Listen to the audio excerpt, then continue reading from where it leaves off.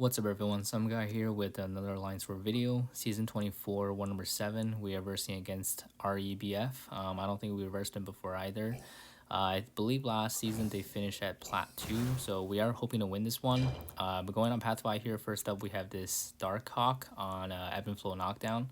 I'll be using Quake. It's a very simple Quake and Shake fight. You just gotta knock him down while concussion and stun is up.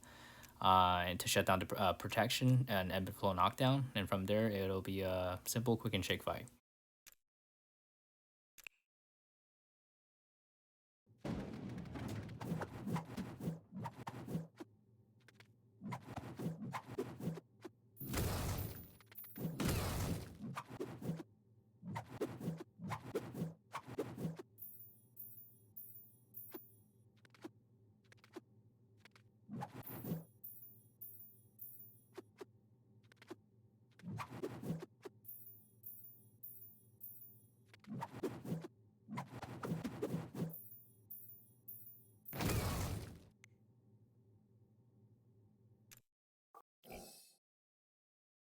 Alright, moving on to the next fight here, we have this Hitmonkey on Ebb and Flow Knockdown and Heavy Hitter.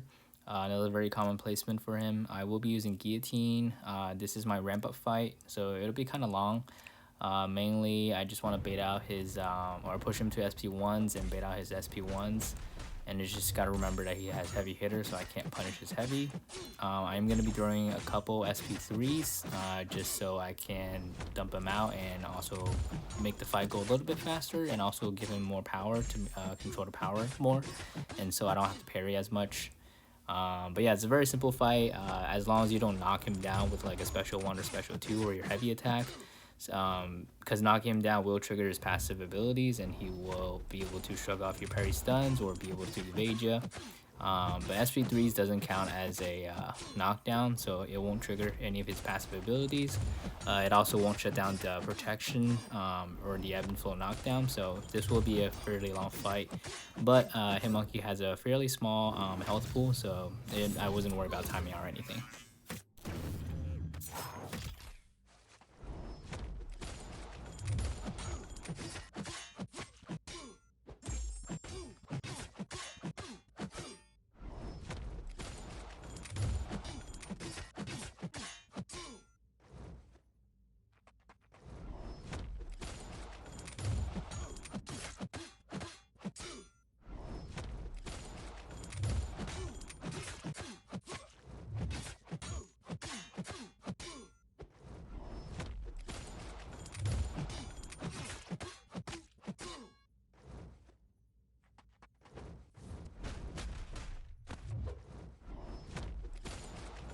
So right here, Hitmonkey's health is a little over half, and I do decide to throw my SP3. My rule with them was kind of be like, if it's above 50%, I will throw my SP3. If it's starting to get below 50%, I will hold on to it just to save it for the end. But I kind of forget that Guillotine 299 start hitting really hard once she like builds up her combo. So towards the end here, that last 50%, it goes by really quickly. And I was kind of having a little bit of trouble to reach my SP3.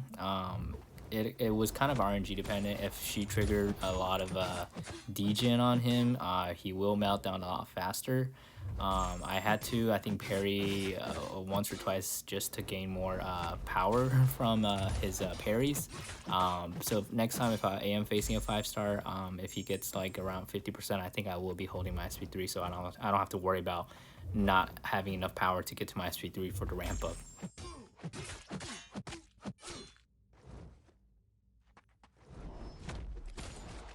But yeah, as you can see here, it worked out fine. I had just enough health to work with to get to my SP3, but it was a little bit closer than what I wanted, and a little bit closer than my comfort zone. Alright, to the next fight here, we have this Juggernaut on a Steady Build of Fury, Heavy Hitter, and Power Alternator. I haven't seen a Juggernaut in War in a while, but this is very simple, quick and shake fight. I think he's mainly placed there because he's an extra large champ, so good for protect. But this is a very simple fight for Quake. She just ignores all the nodes here. Yeah, just a simple, quick and shake fight.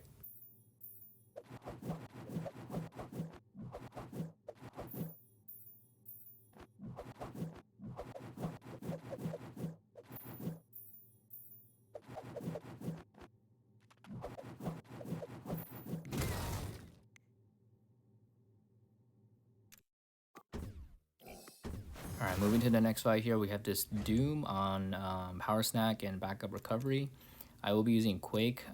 Going for this fight, I don't want to do heavy parry style just because Doom's block damage is a lot. So I wanted to trigger Power Snack, but I didn't want to trigger it purposely by dexing. I actually wanted to trigger it through a few aftershocks and then dex while concussion is up, and hopefully he's not stunned. So I was trying to build up about 4 or a little bit more, between 4 or 7 aftershocks, just because that way the stun timer is slower. So when he comes out of stun, the concussion will still be up, so I'll have time to trigger my dex before the concussion goes away. But as you can see at the start, I accidentally dexed and he nullified my precision buff, and I got a shock on me, and I basically had to back away because he can passively stun me and basically give me that doom slap with the heavy. So that was very close there. I kind of had a mini heart attack at the very start, but luckily he wasn't the AI was cooperative and played along as I kept backing up, and he wasn't at any distance to strike me down or anything. So worked out at the end, but a little bit sketchy at the start.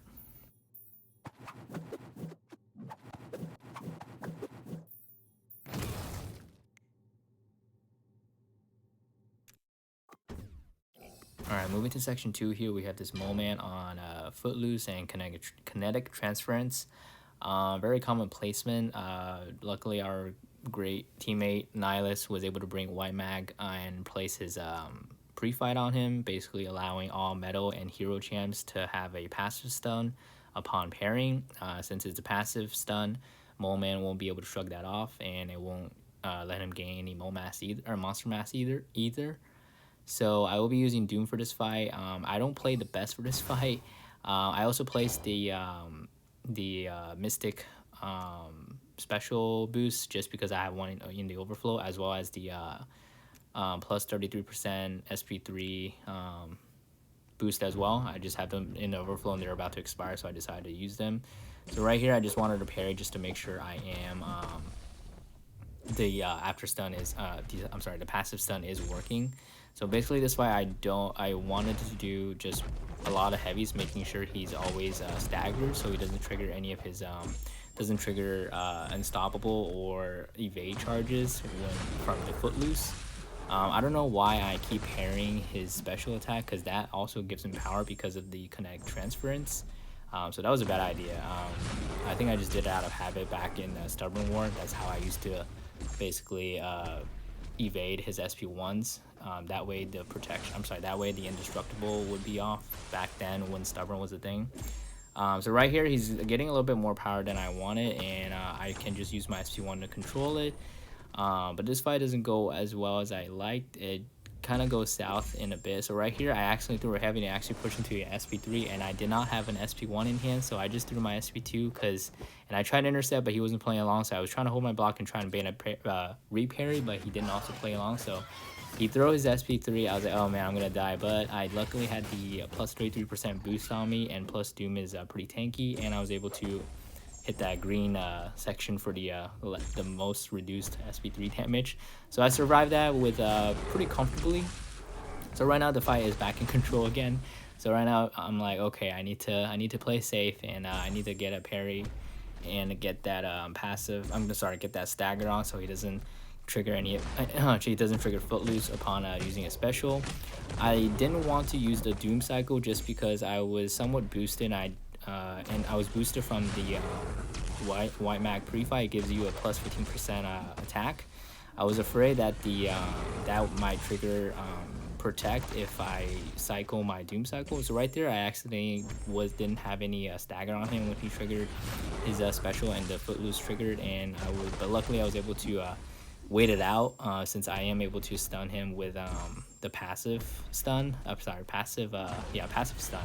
So that worked out pretty nicely, but I am getting a little bit cornered here, so I'm getting a little bit uncomfortable with being cornered. So right here I do push him to an SP2, so I decided to just go with Doom cycle since he's pretty much at 26% health.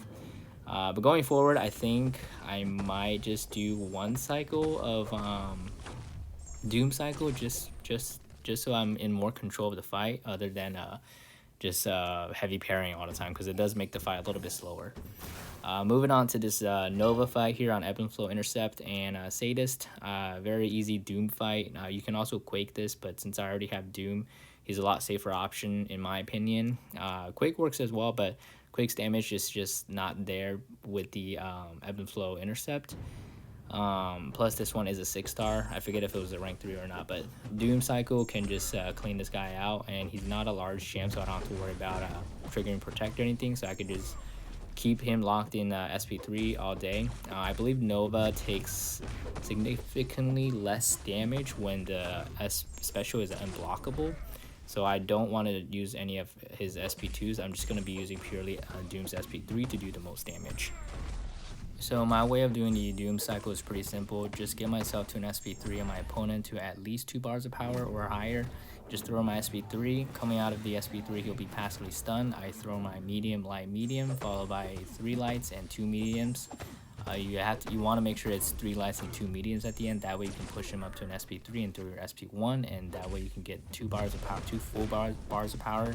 And I just turtle whip and hope block and bait his dash, so I can reparry and get him back up to an SP2 and get myself back up to an SP3. The Mystic Power boost almost messes me up here. I think I get very close to an SP2 here and almost had too much. So right here he becomes unblockable. I do notice it, and luckily I was able to dex out away and not eat a whole combo, and I was able to evade his SP1 just in time as well. But I do lose my 2 Furies, but it's okay. He's pretty much almost over anyway, so I wasn't too worried about losing my Furies over that or anything. But other than the unblockable you have to look out for, it's a very safe fight for Doom.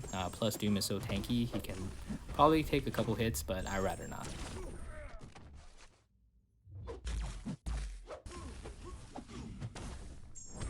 So right here I thought about throwing my SP2, but I don't know why I didn't. I also could have probably just hit him one more time, or hit him like a few more combos and he would have died, but I just threw my SP3 out of habit for some reason. Alright, moving to the next fight here, we have this Immortal Abomination on Ebb and Flow Intercept and Redouble Determination. Very common placement for Immortal Abomination. Since Stubborn is gone, I am freely able to Quake him.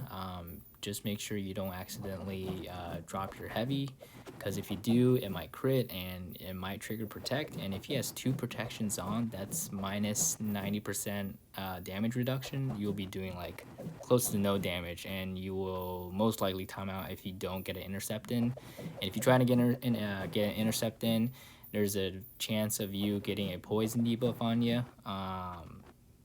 And yeah, it's just not a good route. You don't want to accidentally drop your heavy, so just gotta make sure you pay attention to your quaking and your opponent. But other than that, it's a very simple Quake and Shake fight. Make sure you do boost up, since you do have I think minus 60% damage reduction from the Ebb and Flow protection node, so you do want to boost up just to make sure you don't time out or anything.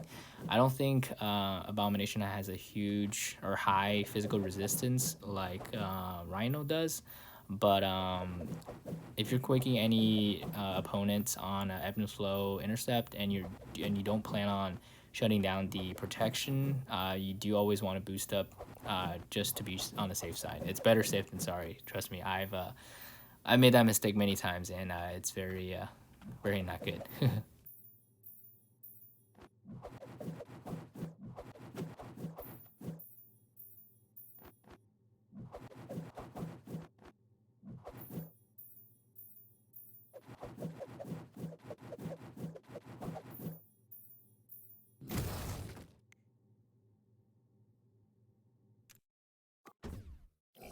Alright, moving to the mini boss section, we actually don't have any to take, except for the boss actually.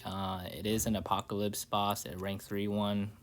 Our Guillotine is able to shine again. So right here I'm just topping her off. I wasn't sure if choosing 1 level 2 was cheaper or 3 level 1s. I think in the end 3 level 1 was a little bit cheaper, so I just went with that. But anyway, I'll be using boosts. I'm just going to boost exactly the same I did last time, plus 25% health because I have a 5-star, and a plus 30 for the extra health and attack.